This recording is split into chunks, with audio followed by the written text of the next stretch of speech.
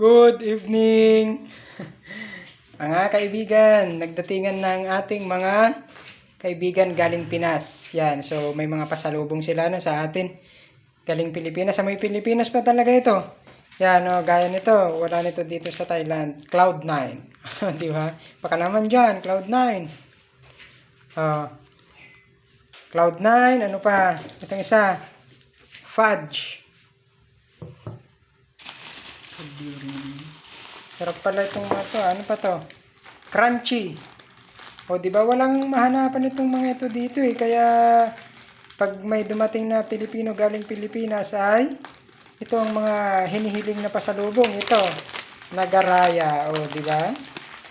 Grabe.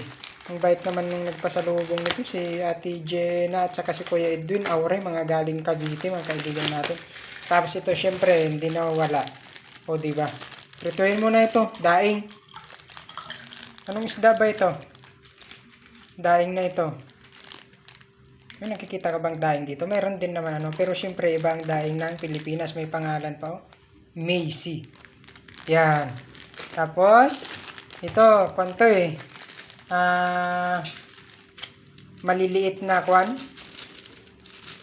Ano na nga itong daing na ito? Dilis? Na itong dilis na ito, hindi naman to dilis eh. Lupoy. Lupoy. Yan.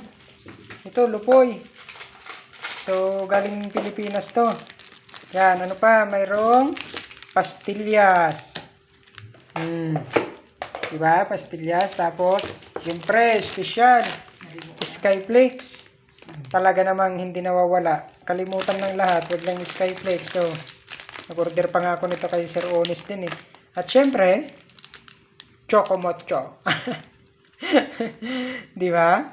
So, ang bait ng ating mga kaibigan. Kaya pag kayo parating papunta dito, galing Pinas, huwag niyong kalimutan itong mga ito. Kalimutan niyo ng lahat. Huwag lang yung mga Skyflakes na yan. Kung may magdadala pa ng kwan. Ano ba? Kape. Boy bawang. Wala yung boy bawang nga. Nakain na yung boy bawang eh. Okay, so yan ang mga pasalubong sa atin ngayon ano, na galing Pilipinas. Salamat! Happy New Year sa inyong lahat!